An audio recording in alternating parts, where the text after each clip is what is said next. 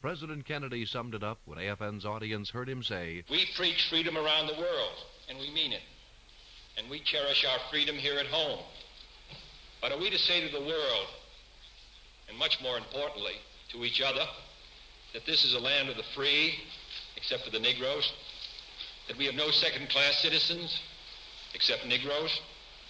That we have no class or caste system, no ghettos, no master race, except with respect to Negroes? Now the time has come for this nation to fulfill its promise. The events in Birmingham and elsewhere have so increased the cries for equality that no city or state or legislative body can prudently choose to ignore them. The fires of frustration and discord are burning in every city, north and south. Where legal remedies are not at hand, redress is sought in the streets, in demonstrations, parades, and protests, which create tensions and threaten violence and threaten lives. We face, therefore, a moral crisis as a country and a people. It cannot be met by repressive police action. It cannot be left to increase demonstrations in the streets. It cannot be quieted by token moves or talk. It is a time to act in the Congress, in your state and local legislative body, and above all, in all of our daily lives. The official White House reaction was realized in the composition of a comprehensive civil rights bill. That bill, in its entirety, was controversial, but the public accommodations section led the way in battle.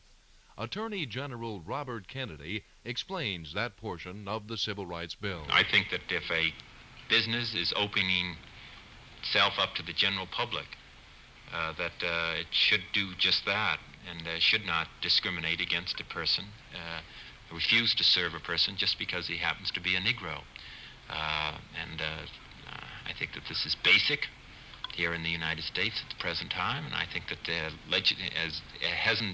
this situation has not been rectified by local authorities in states or in local communities in some parts of the United States, but we think that the public accommodations section of the bill is absolutely essential. One of those most ardently against the public accommodations section of the Civil Rights Bill was Republican Senator John Tower of Texas. He explained to AFN's audience why. I think it's bad to have federal compulsion in this area. I think that it brings the federal government into the business of regulating the use of private property. And as I say, this has implications that go beyond the civil rights issue. I think it would take a virtual police state to enforce this provision of the President's bill, should it be enacted. And there were still other voices during AFN's 20th year on the air. Many of these voices not burdened with the problems of the world, but seeking to ease those problems. 4 of those voices were heard on AFN early in 1963, just before the men behind the voices embarked upon a historic trip to the United States and stardom in that country. The men behind the voices were interviewed by AFN Sergeant Hal Kelly in Paris. This afternoon in our Paris studios, we're visiting with 4 young men. And if I just mention their first names, such as Paul and George and Ringo and John, I doubt if you'd know about whom we're speaking. But if I said we're here this afternoon with the Beatles, and if we were in England, I think we'd get a great big rousing hurrah, wouldn't we, boys? Oh, yeah. Well, let's see. We have, to my right here, we have Paul McCartney. Now, Paul, to tell us, how did the Beatles get going? How did you start? It's a funny story, really. It was back, it was back in the old days. We were all at school together, really. We grew up at school, teenage buddies and things. But, I don't know. It developed from there, really. Well, did you sing together around school? Yeah, we were. George and I were at school together, and John was at the school next door, and Ringo was at Butlins. And we just started playing guitars and things. And it went on from there, really, as far as I'm concerned. Well, let's ask a question here with George Harrison. George, what is the status of rock and roll in England today? Is that what you call your music? No, not really. We don't like to call it anything, but the critics and, the people who write about it, they have to call it something. So they didn't want to say it was rock and roll because rock's supposed to have gone out about 5 years ago. and so they decided it wasn't really rhythm and blues, so they decided to call it Liverpool, the Liverpool sound, which is, you know, it was stupid really, because as far as we were concerned, it was just, you know, the same as the rock from 5 years ago. Well, is the Liverpool sound then the sound in UK today, in England? Yeah, well, that's, you know, it's all the records now. Everybody's sort of making records in that style. Well, let's ask Ringo here. Now, you're the drummer. How long have you been beating those skins? Oh, about 5 years now. I've been with the boys about 18 months now. I've been with other groups before that. But that's 5 years. Since you boys have gained your current popularity, have there been many other organizations trying to imitate you or perhaps take the thunder away from you? Let's ask John Lemon this. Well, I suppose a couple of people have jumped on the railway carriage. I mean, the bandwagon. But it doesn't really matter, you know, because it's flattery and it sort of promotes the whole idea of us. If we're away and there's a few little Beatles still going, it'll remind people of us. Well, we've been told that in England today there's this Beatlemania going on. Now, what do you describe? What would you say Beatlemania is? That all the girls scream whenever they see you and they perhaps faint waiting in line? Let's be immodest a moment. What is the attraction, huh? I don't know. I mean... I think it's that dressing gown. George's dressing gown is definitely a big attraction. No, Yeah, I don't think any of us really know what it is. We've been asked this question an awful lot of times, but we've never been able to come up with an answer yet, because I think it's a collection of so many different things, like happening to be there at the right time, at the right moment, at the wrong place. No, but a little bit of originality in the songs, a little bit of a different sound. I don't know, it's an awful lot of things, maybe the gimmick of the haircut. How did you come to write I Want to Hold Your Hand? Let's see. We were told, this was one of the songs that we were told we definitely had to get down to it, we had to get working.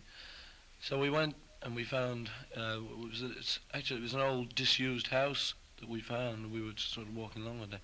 We just thought we've got to really get this song going.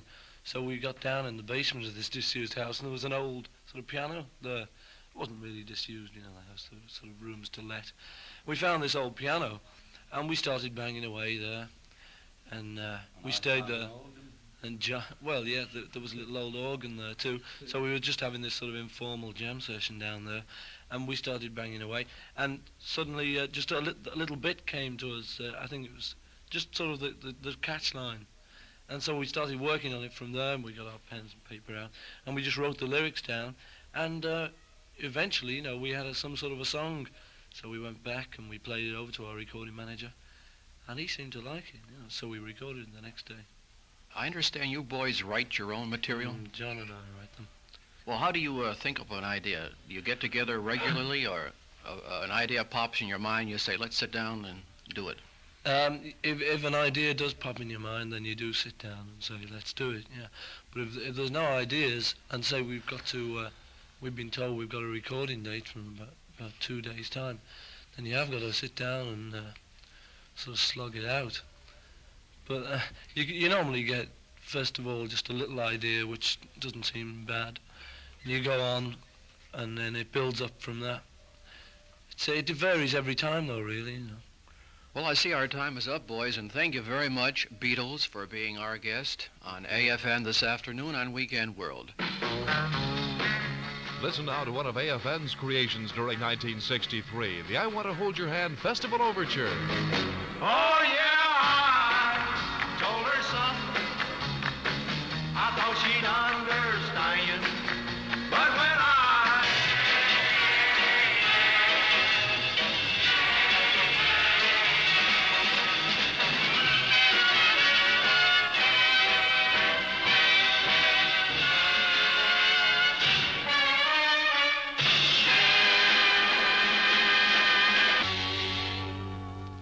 Another star also sought to take on the musical world during AFN's 20th year of broadcasting. Recall now the sound of Little Peggy March.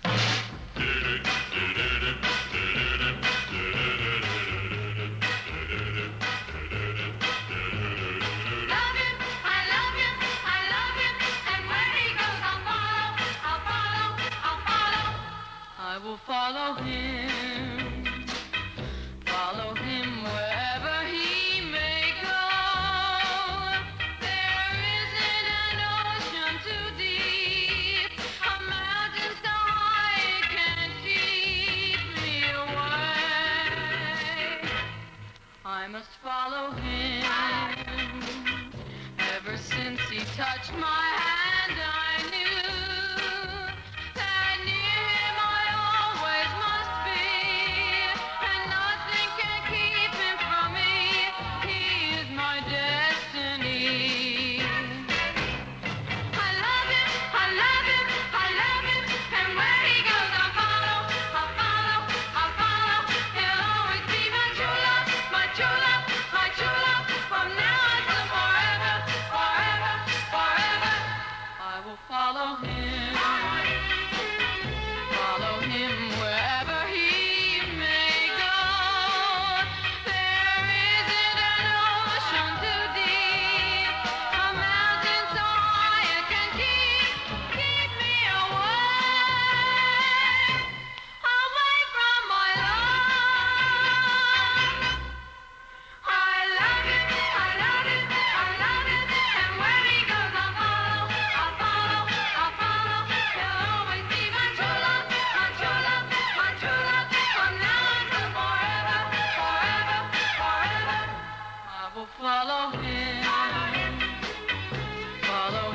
wherever he may go. There isn't an ocean too deep, a mountain so high it can't keep me away from my love. And where he goes I follow, I follow, I follow. I know I'll always love him, I love him, I love him, and where he goes I follow, I follow. Toward the end of AFN's 20th year of broadcasting, President John Fitzgerald Kennedy paid a historic visit to Berlin. It was June 6, 1963, when the president spoke to tens of thousands of Germans and Americans in the western sector of the divided city. And what the president said hit home with his audience, to say the least. Those Americans who couldn't be there heard the speech over their GI network. And here is what they heard. I am proud to come to this city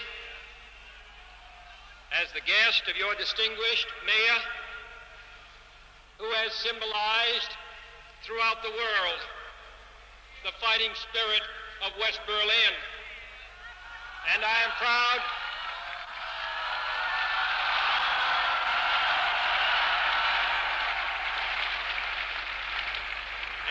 proud to visit the Federal Republic with your distinguished Chancellor, who for so many years has committed Germany to democracy and freedom and progress, and to come here in the company of my fellow American, General Clay,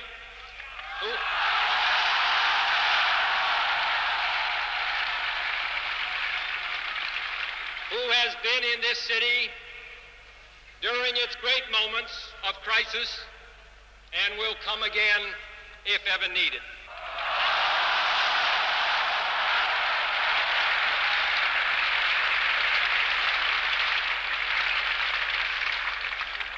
"2,000 years ago, the proudest boast was, Civis Romanus sum.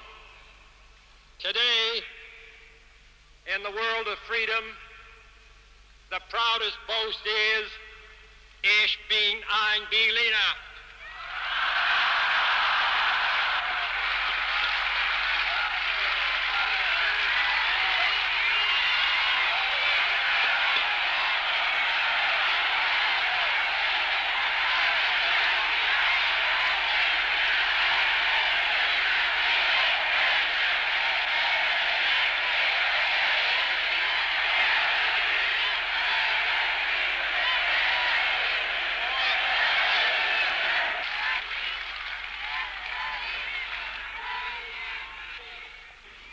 There are many people in the world who really don't understand, or say they don't, what is the great issue between the free world and the communist world. Let them come to Berlin.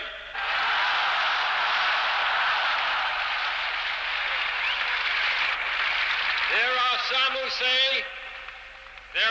who say that communism is the wave of the future. Let them come to Berlin.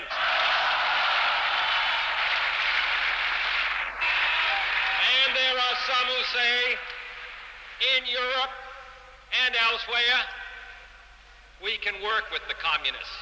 Let them come to Berlin. And there are even a few who say that it's true that communism is an evil system, but it permits us to make economic progress. Lass sie nach Berlin kommen. Let them come. You can put that in English. Huh?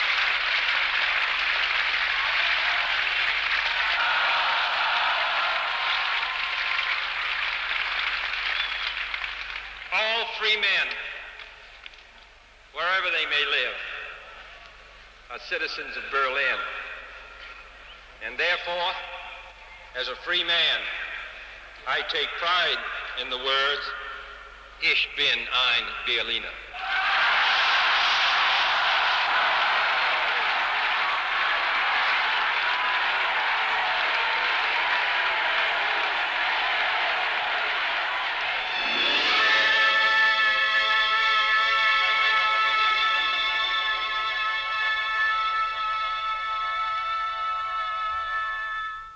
Another personality came to Germany close to the end of AFN's 20th year of broadcasting, a blonde bombshell named Jane Mansfield. Had you radio tuned to AFN on July 3rd, 1963, you'd have been greeted by sounds such as this. Tonight, the American Music Hall presents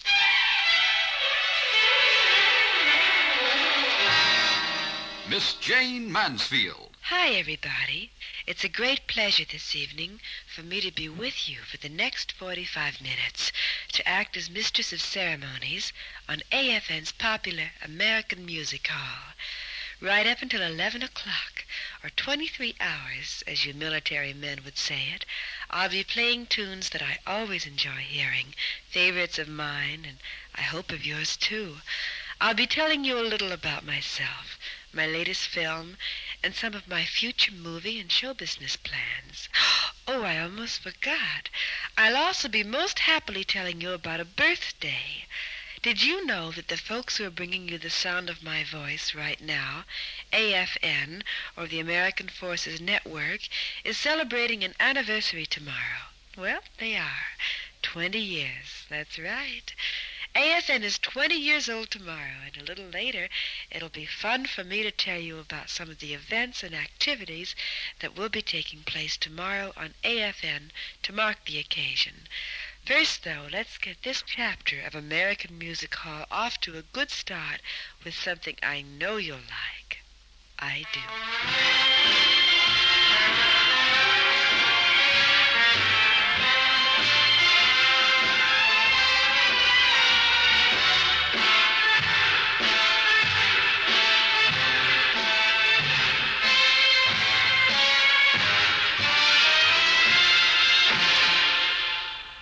Well, I'm almost afraid to tell you the name of that tune by David Rose and his orchestra, but I'm sure you know it already. It's called The Stripper. By the way, in one of my latest motion pictures that will be released within the next few months, called Las Vegas by Night, I do a takeoff on a striptease, and I do a dance to The Stripper. So you can look for me when you think about that record. My goodness, a takeoff. That's kind of a pun, I guess. Well, right now, though, let's listen to Jackie Gleason on the bandstand and Bobby Hackett on trumpet as they team up on If I Could Be With You 1 hour tonight. If I could be with you 1 hour tonight. if I were free to do the things I might. I want you to know I wouldn't go until I told you, honey, that I love you so.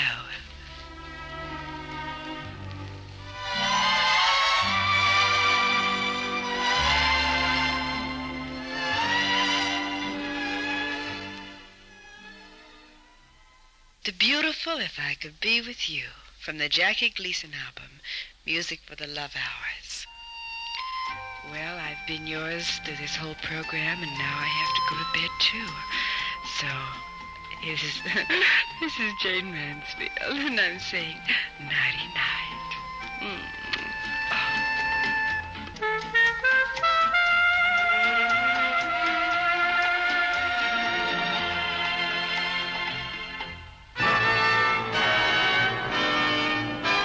You've been listening to Countdown 25, a silver replay of the best of AFN's 25 years on the air.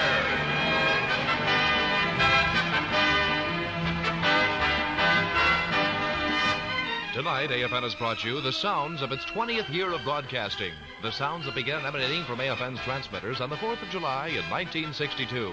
Tomorrow evening and each evening at the same time until July 4th, 1968, AFN will present a sound review of the years it has been serving American forces in Europe. A countdown to AFN's silver anniversary.